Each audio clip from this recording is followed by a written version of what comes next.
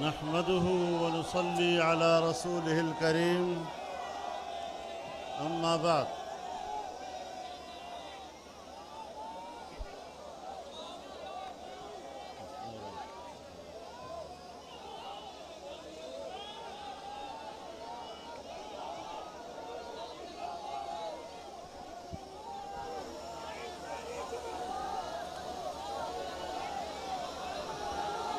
Stage پر موجود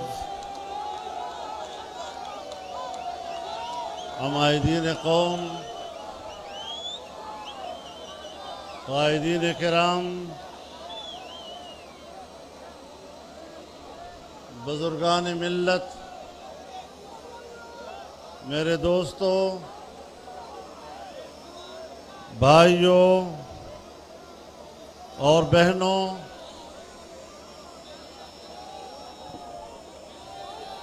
میں سب سے پہلے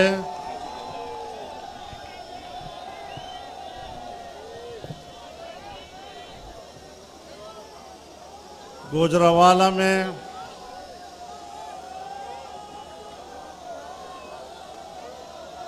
پاکستان ڈیموکریٹک موومنٹ کے زیر انتظام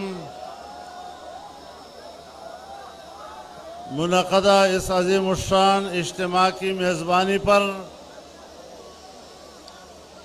پاکستان مسلم لیگ نون کو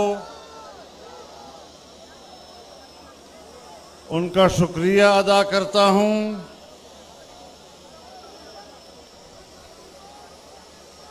اور آج گوجرانوالہ میں آپ کا یہ بکھرا ہوا سمندر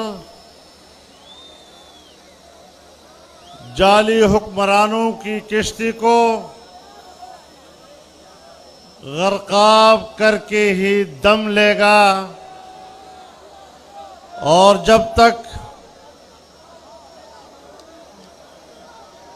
اس ناپائیدار کشتی کو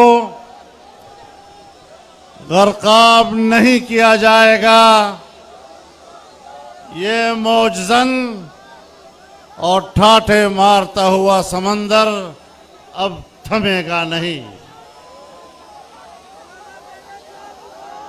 میرے دوستو، گوجرانوالہ پہلوانوں کا شہر ہے۔ پہلوان اب اکھاڑے میں اتر چکے ہیں اور آپ کو پچھاڑنا آتا ہے، پچھڑنا نہیں آتا۔ انشاءاللہ العزیز جعلی حکمران اب ایک ٹمٹماتا ہوا چراغ ہے جس میں دم نہیں رہا ہے، اور اب جمہوریت کی صبح طلوع ہونے والی ہے۔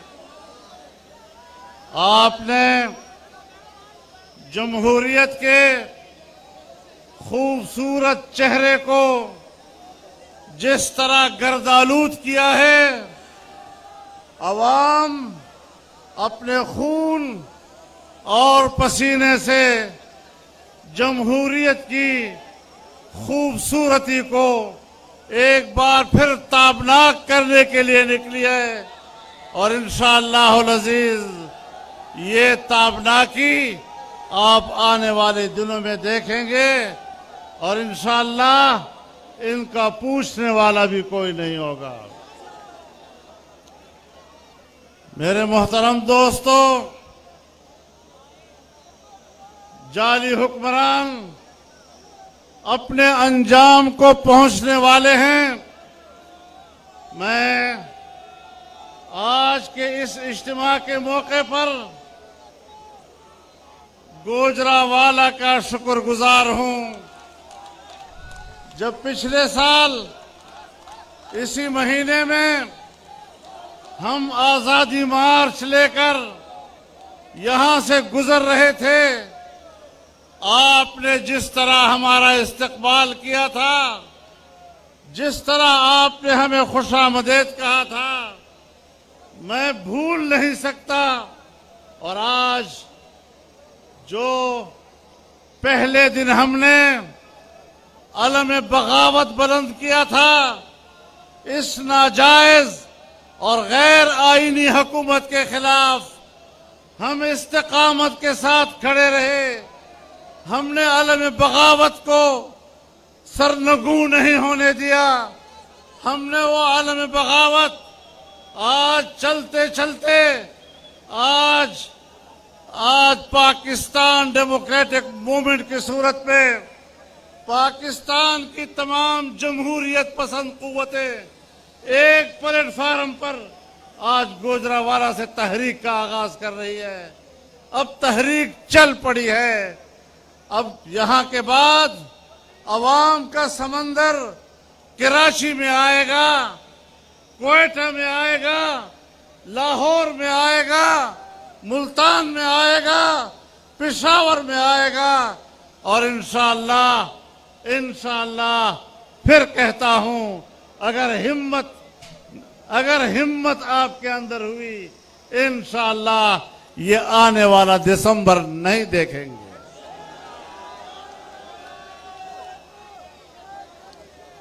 اب ان کے اوسان خطا ہو چکے ہیں، ان کی ہمت جواب دے چکی ہے. اور آج جہاں وہ کہتے ہیں کہ پارلیمنٹ میں ہماری اکثریت ہے، جہاں یہ لوگ پارلیمنٹ میں اپنی اکثریت کے دعوے دار ہیں، آج کے دن 15 ممبران اپوزیشن نے جعلی حکمران کو ایوان سے بھگایا ہے. ان کی اکثریت اس کے کام نہیں آئی ہے، اس کی اکثریت اس کو سہارا نہیں دے سکی ہے. میں یہ بھی کہہ دینا چاہتا ہوں کہ اگر یہ سلیکٹڈ ہیں تو کوئی تو سلیکٹر بھی ہے. اب سلیکٹر کہے کہ میرا نام نہیں لینا، کیسے نام نہ لیں؟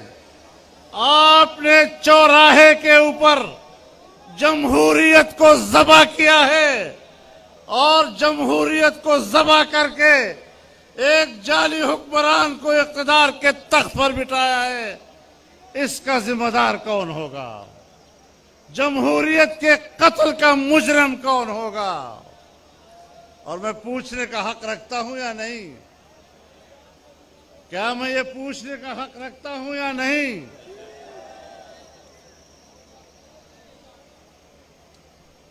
کہ اپنے سلیکٹرز کی کارکردگی پر،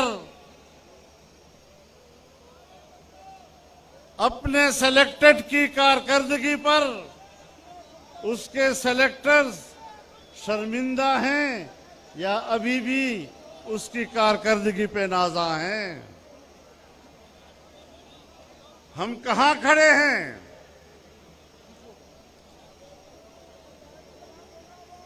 ہم مدینہ مزاج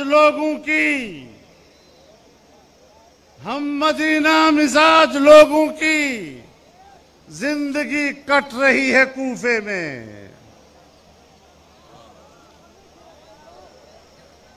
میرے محترم دوستو،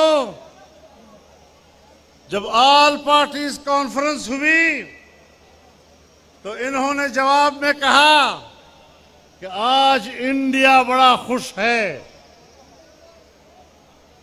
پاکستان کی سیاسی جماعتوں کے اتحاد سے انڈیا بہت خوش ہے. میں کہتا ہوں، جب تم نے کشمیر کو انڈیا کے ہاتھوں بیچا، انڈیا نے تو اس دن عید منائی تھی، انڈیا نے تو اس وقت بغلے بجائی جب اس نے کشمیر پر قبضہ کیا، اور تم نے خاموشی سے اس کو قبول کر لیا تھا.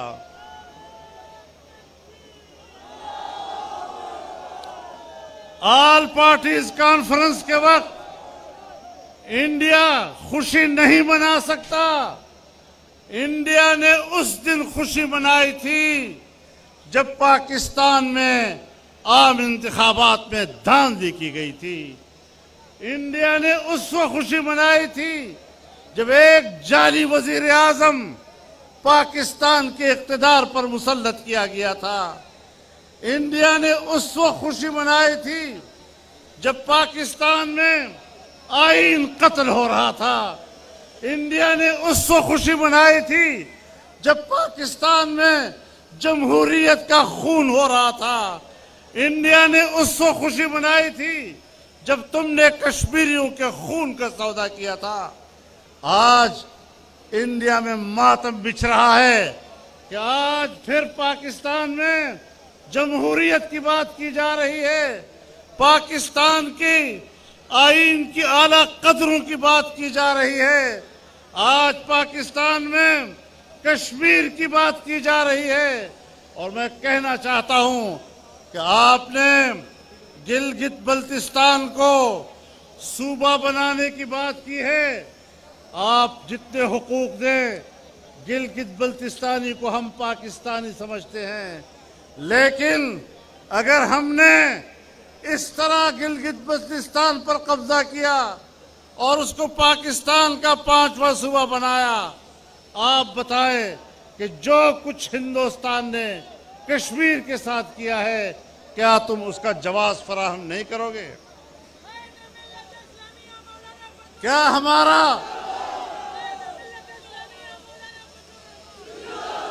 کیا 1949 کی قراردادیں سلامتی کونسل کی بے معنی نہیں ہو جائیں گی؟ کیا ہمارا موقف اور قومی اور ریاستی موقف تحلیل نہیں ہو جائے گا؟ اور کیا ہم نے 49 کی قراردادوں میں جو کشمیر کا نقشہ وہاں جمع کرایا تھا، کیا اس نقشے میں گلگت بلتستان شامل نہیں تھا؟ اور کیا آزاد کشمیر کی سپریم کورٹ نے یہ فیصلہ نہیں دیا کہ گلگت بلتستان آزاد جموں و کشمیر کا حصہ ہے، آل جموں و کشمیر کا حصہ قرار دینا یہ سپریم کورٹ کا فیصلہ ہے، آل جموں و کشمیر کا حصہ قرار دینا آپ کے نقشوں کا، آپ کے نقشے اس کی گواہی دے رہے ہیں جب آپ نے خود جمع کرائے تھے۔ آج آپ خطے میں تبدیلی لانا چاہتے ہیں، جغرافیائی تبدیلیاں لانا چاہتے ہیں۔ جغرافیائی تبدیلیاں لانا یہ امریکہ کا ایجنڈا ہو سکتا ہے۔ دنیا میں جغرافیائی تبدیلیاں لانے کے لیے پورے دنیا میں دہشت گردی کے خلاف نام نہاد جنگوں کا آغاز کر کے پوری دنیا میں فوجیں اتارنے، اور وہاں کے حکمران اگر وہ امریکہ بہادر کی بالادستی کو تسلیم نہیں کرتے تو وہاں قتل عام شروع کر دینا، افغانستان کو تہوبالا کر دینا، عراق کو تہوبالا کر دینا، شام کا بیڑا غرق کر دینا، لیبیا کا قتل عام کر دینا۔ آج سعودی عرب پر دباؤ ڈالا جا رہا ہے۔ ان حالات میں آپ خود اندازہ لگائیں کہ پاکستان میں جو کچھ ہو رہا ہے یہ کس کا ایجنڈا ہے؟ آپ کس کے ایجنڈے کی تکمیل کے لیے بات کر رہے ہیں؟ آپ نے 2 سالوں میں اگر بجٹ پیش کیا ہے تو آپ کا بجٹ IMF نے تیار کیا ہے۔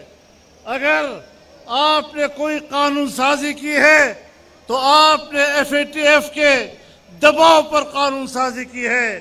بین الاقوامی ادارے آپ کی قانون سازی کرا رہے ہیں، بین الاقوامی ادارے آپ کا بجٹ تیار کر رہے ہیں، اور پھر بھی کہتے ہیں کہ میں بیرونی ایجنڈے کا ایجنٹ نہیں ہوں۔ ہم نے پہلے دن کہا تھا کہ آپ کسی کے ایجنٹ ہیں، ہم نے پہلے دن کہا تھا کہ آپ پاکستان کے ایجنڈے پر اقتدار میں نہیں آئے، آپ یا اسرائیل کے ایجنڈے پر اقتدار میں آئے ہیں یا امریکہ کے ایجنڈے پر اقتدار میں آئے ہیں۔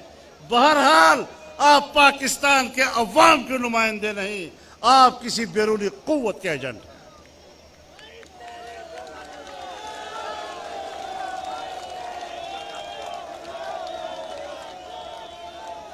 میرے محترم دوستو، اب ہمیں یہ سیاست ختم کرنی ہوگی۔ آزادی آزادی ہے۔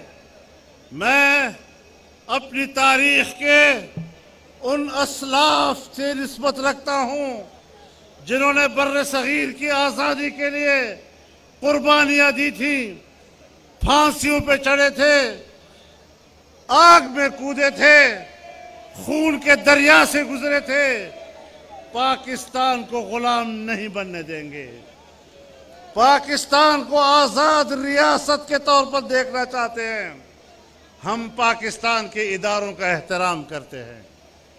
فوج سے ہماری کوئی لڑائی نہیں، فوج ہمارا ادارہ ہے، لیکن اگر آپ دفاع کے پیشہ ورانہ ذمہ داریوں سے ہٹ کر سیاست میں مداخلت کرتے ہیں، پاکستان پر اپنا اقتدار جماتے ہیں، آئین کو پامال کرتے ہیں، مارشل لا لگاتے ہیں، اقتدار پر آپ قبضہ کرتے ہیں، انتخابات اپنے کنٹرول میں کراتے ہیں، دھاندلیاں کراتے ہیں، تو پھر آپ کے خلاف کلمہ حق بلند کرنا یہ ہمارا کام نہیں تو اور کس کا کام ہو سکے گا؟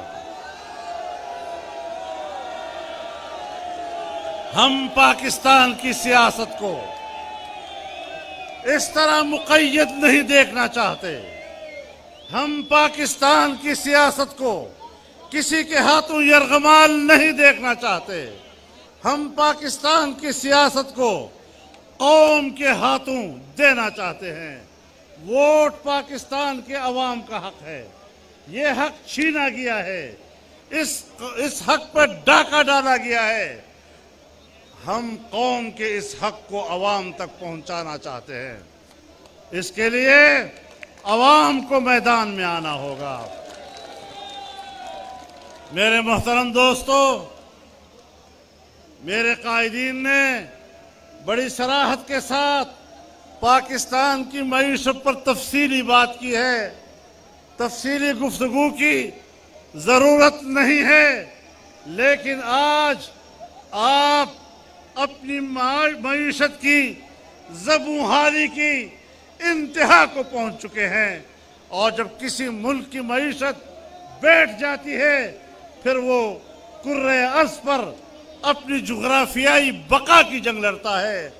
اگر سوویت یونین اپنی معیشت کی تباہی کے نتیجے میں آج کرۂ ارض کے نقشے پر نہیں ہے تو پاکستان اتنا طاقتور نہیں کہ وہ اپنے وجود کو برقرار رکھ سکے۔ آؤ پوری قوم اکٹھی ہو، تمام جماعتیں ایک صف پہ کھڑی ہوں، ہم آپس میں اختلاف کریں گے لیکن ملک ایک ہے، اس ملک کو بچانا ہے۔ آئین ایک ہے، اس آئین کو بچانا ہے۔ جمہوریت پہ اتفاق ہے، اس جمہوریت کو بچانا ہے۔ پاکستان کا اسلامی تشخص، اس پر کوئی اختلاف نہیں۔ ہم نے پاکستان کے اسلامی تشخص کے تحفظ کرنا ہے۔ ہم نے ملک کے اندر ہم آہنگی پیدا کرنی ہے۔ فرقہ وارانہ نفرتیں کہاں سے پیدا کی جاتی ہے، یہ تعصبات کہاں سے جنم لیتی ہیں، سب ہمیں معلوم ہے۔ کہاں سے یہ ساری چیزیں بنتی رہتی ہیں۔ آج ملک میں خون ریزیاں کرائی جا رہی ہیں اس بنیاد پر، تاکہ لوگ فرقہ واریت کی بنیاد پر لڑیں اور پاکستان میں سیاسی عمل کمزور ہو جائے۔ جمعیت علماء اسلام نے ہمیشہ فرقہ وارانہ نفرتوں کی نفی کی ہے، قومی وحدت کی بات کی ہے، اور تمام مکاتب فکر کی سیاسی قوتوں نے ہم آہنگی کی بات کی ہے۔ انشاءاللہ ہم اس ملک کو فرقہ واریت کی بھینٹ نہیں چڑھنے دیں گے۔